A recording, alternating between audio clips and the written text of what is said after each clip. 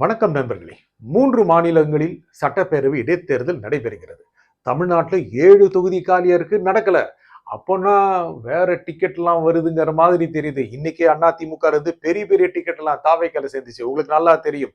C Vijayabaskar plus MR. Vijayabaskar இன்னும் மற்றும் பலர்ல இன்னும் நிறைய பேர் வந்து சேர்ந்தாங்க. அதிமுக மொத்தமும் தாவேக்கால இணைஞ்சிரும் போல இருக்கு. எடப்பாடி கலங்குற மாதிரி இல்லைங்க. துரோகிகள் போனால் கட்சி பலமாக இருக்கும் அப்படிங்கிறாரு. அங்க காத்தாடுதுங்க. இன்னைக்கு பார்த்தோம்னா முழுக்க முழுக்க தாவேக்காவில் அதிமுகவின் மூத்த தலைவர்கள் இணை விழாவில் அப்படியே கூட்டம் அலைமோதிச்சு, கேட் கிராஷ் நடந்துச்சு. ஆனால் அதிமுகவுடைய தலைமை அலுவலகத்தில் எடப்பாடி நடத்தின மகளிர் கூட்டத்துல ஆளே இல்லைங்க. ஆனா அவர் ரொம்ப நம்பிக்கையோடு இருக்கிறாரு. எல்லாம் போயிருவாங்கன்னு நினைக்கிறாரு மாதிரி இருக்குங்க. இந்த சமயத்துல இந்த இடைத்தேர்தல் எப்ப நடக்கும் எதிர்பார்ப்பு இருக்கு. திரு விஜயோடைய எண்ணம் என்ன அப்படிங்கிறத மத்திய அரசு ஏத்துக்குச்சோ, ஐயா இப்பெல்லாம் நடத்தாதீங்க, இன்னும் நிறைய டிக்கெட் வர இருக்கு, எல்லாம் வந்து சேர்ந்ததுன்னா மொத்தமா ஹவுஸ்ஃபுல்லா போலாம் அப்படின்னு நினைச்சாங்க மாதிரி இருக்கு. இடைத்தேர்தல் வரணும் யாருமே எதிர்பார்க்கலைங்க. இந்த ஆட்சி இன்னைக்கு கவுந்துரும் என்று கூட தொடர்ந்து ஸ்டாலின் சொல்லிக்கிட்டு இருந்தாலும் கூட இந்த ஆட்சிக்கு இப்போதைக்கு தேர்தலை சந்திக்க வேண்டாம் அப்படின்னு ஸ்டாலின் நினைக்கிறாரு, திமுக நினைக்குது. ஏனென்றால் இப்போ போய் தோத்துக்கிட்டு வச்சிட்டோம் அப்படின்னா மொத்தமா ஒயிட் வாஷ் ஆயிருமே, அதிமுக சீட்டெல்லாம் தாவேகாவுக்கு போயிருமே அப்படின்னு நினைக்கிறாங்க. ஆனா சொல்லிட்டே இருக்காங்க, இப்போ போயிரும் அப்போ போயிரும் அப்படின்னு. அது சேர்த்து அடிக்கிறாங்கல்ல, எப்படிங்க போகும்? ஓஹோ, தாவேகாவோட எம்எல்ஏக்களை விலை கொடுத்து வாங்க நினைக்கிறீர்களோ அப்படின்னு அவங்க நினைக்கிறாங்க. ஆனா அப்படி நினைச்சா மட்டும் போதாது. இன்னும் கூட பல்வேறு விதங்கள்ல உங்களுக்கு தெரியும். ஒரு தாவேக எம்எல்ஏ கிட்ட பேசியிருக்காங்க, ஐயா நீங்க இந்த பக்கம் வந்துருங்க, உங்களுக்கு 35 தர்றோம், இன்னும் கூட தரோம் அப்படிலாம் நினைச்சிட்டு இருந்தாங்க. ஆனா அதுக்காக தான் வழக்கு பதிவு செய்யப்பட்டது. 6 பேர் கைது செய்யப்பட்டாங்க. இன்னும் கூட இது தொடர்பாக முன்னாள் அமைச்சரையும் அவருடைய தம்பியையும் தேடுகிறார்கள் அப்படின்னு செய்திகள் வந்துட்டு இருக்கு. இதெல்லாம் என்ன காரணம் அப்படின்னா, கரூரை சேர்ந்த செந்தில் பாலாஜி மீது கரையை ஏற்படுத்துவதற்கு தாவேக அரசு முயல்கிறது அப்படின்னு திமுக தரப்புல சொல்றாங்க. கரூருக்கு திரு விஜய் போகிறார், நான் வர்றேன் அப்படின்னு சொல்லிட்டு போறாரு. என்னங்க அங்கே நடந்த ஒரு அசம்பாவிதத்தில் இருந்து அவர் திரும்ப வரவில்லை, அங்கு சென்று சேரவில்லை, அங்கே பாதிக்கப்பட்டவர்களை அழைத்து பேசின இப்படிலாம் ஒரு இருந்தது இல்லை. அவர் என்ன சொன்னாரு, தனக்கும் ஒரு அதிகாரம் வரும், தமிழ்நாடு முழுக்க சுற்றுப்பயணம் செய்வார் அப்படின்னு கரூர் செல்வதன் மூலமாக அவர் தமிழகத்தினுடைய ஒரு முக்கியமான அளவுக்கான ஒரு அரசியலை செய்ய போகிறார். அந்த அரசியல் கரூரில் மட்டுமல்ல, சுற்று வட்டாரத்தில் மட்டுமல்ல, தமிழகத்தில் முழுக்க எதிரொலிக்க காத்திருக்கிறது.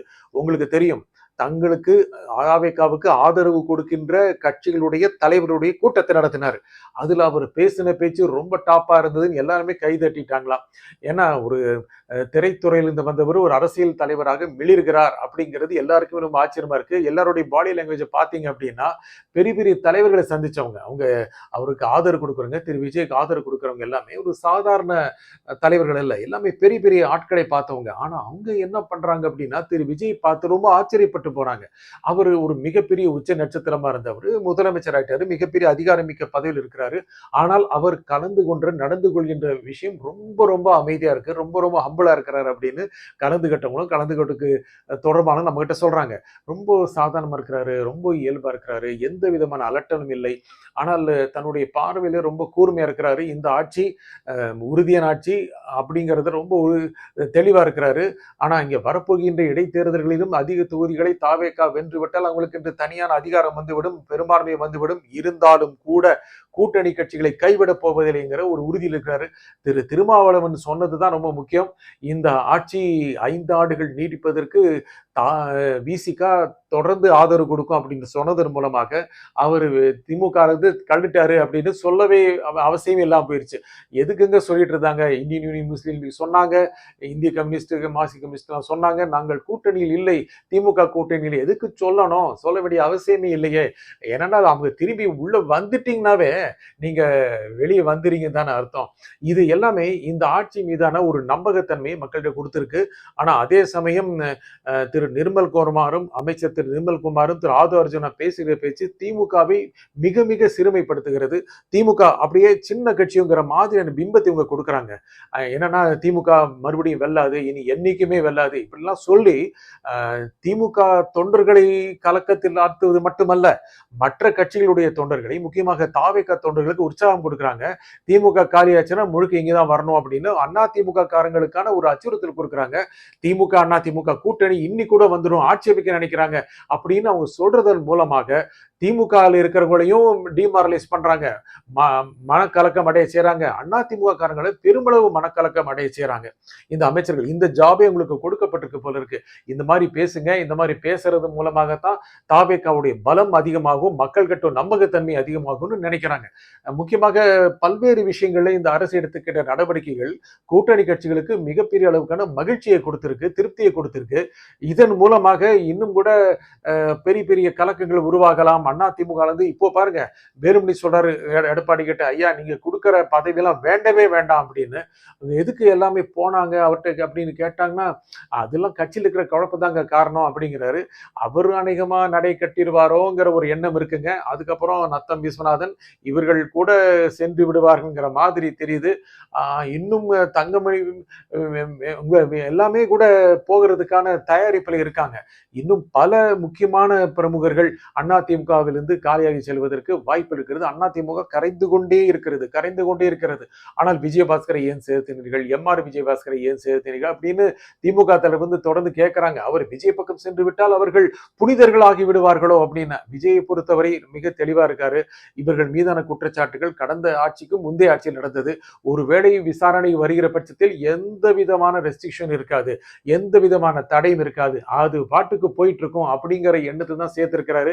விஜய் வரல பாருங்க அவங்க இணைப்பு விழாவில், அப்படின்னா எவ்வளவு கர்வம் இருக்கும் அப்படின்னு ஒரு பக்கம். விஜய் இதுக்கு அங்கீகாரம் கொடுக்கணும் இவ்வளவு எதிர்பார்த்தாரு திரு விஜயபாஸ்கர், திரு எம்ஆர் விஜயபாஸ்கர் ரொம்ப எதிர்பார்த்தாங்க திரு விஜய் அவரும் இருக்கணும் அப்படின்னு. ஆனா அதெல்லாம் தேவையில்லை. எந்த அளவுக்கு அவர்கள் மற்ற கட்சிக்காரர்களை நடத்துகிறார், மற்ற கட்சிகளுக்கு வந்துட்டா மட்டுமே பெரிய விஷயமா நினைக்கிறது இல்லை அப்படிங்கிறது ரொம்ப தெளிவா இருக்காருங்க. இதுதான் மக்கள் கிட்ட போய் சேர்ற முக்கியமான பிம்பம். அவருக்கு கர்மன்னு சொல்றாங்க, தனித்துவம் சொல்றாங்க, எல்லாத்தையும் மீறி அவருடைய வழி என்ன அப்படிங்கிறது தெளிவா காட்டுறாரு. அதிமுக இன்னும் பல டிக்கெட்டுகள் வருவதற்கான வாய்ப்பு இருப்பதால் இன்னும் கூட நம்முடைய சட்டப்பேரவை இடைத்தேர்தல் ஒத்தி போகுங்கிற மாதிரி தெரியுது. ஒரு 12 சீட்டை தாவேக்கு எதிர்பார்க்குது. 12 சீட் இடைத்தேர்தல் நடந்தா ஒரு ஸ்வீப் அடிச்சோம் அப்படின்னா போதும், 119 வந்துடும். அதுக்கப்புறம் கூட்டணி கட்சிகளை ஆதரவை மீறி வரலாம். ஆனா அதுக்காக கூட்டணி கட்சிகளை கைவிடுவதற்கான தயாரிப்பில் இல்லை. கூட்டணி கட்சி ஆதரவு கொடுக்கக்கூடிய நிலைமையில் இருக்காங்க. வருகின்ற சட்டப்பேரவை இடைத்தேர்தலில் எத்தனை தொகுதி தாவேக்கா நின்றுச்சுன்னா அவங்களுக்கு ஆதரவு கொடுக்கிறது கூட்டணி கட்சிகள் தயாரா இருக்காங்க. ஏன்னா அவங்க போட்டியிட்டு வருகின்ற இடைத்தேர்தல் அல்ல. ஆகையால அதிமுக வந்தவங்க எல்லாருக்கும் சீட்டு கொடுப்பாருங்கிறது மிகப்பெரிய சந்தேகமா இருக்குங்க. ஐயா நீங்க சீட்டே கொடுக்க வேண்டாம், சேர்த்துக்கிட்டா போதும் அப்படின்னு தான் விஜயபாஸ்கர் ஸ்கொயர் வந்திருக்கிறதா சொல்றாங்க. இன்னும் முன்னால ராஜினாமா பண்ணாங்களா அங்கெல்லாம் எல்லாரும் போய் அம்பா சமுத்திரத்துல சீமானுக்கு ஆதரவு கொடுப்பாங்க, சீமான் நிற்பாங்க, சீமான் நின்னார்னா எல்லா கட்சியும் ஆதரவு கொடுக்குங்கிற மாதிரி அரசியல் உருவாயிட்டு இருக்கு. இது பின்னணியில நிறைய பேர் வேலை பார்த்துட்டு இருக்காங்க. இப்படி இருந்ததுன்னா அதிமுக எல்லாருமே சீமான் பின்னாபி நின்னுட்டாங்க அப்படின்னு தாவேக்கா ஒரே தாக்கலா கொடுக்கும். இது அரசியல்ல மிகப்பெரிய சுவாரஸ்யத்தை ஏற்படுத்துங்க. நன்றி, வணக்கம்.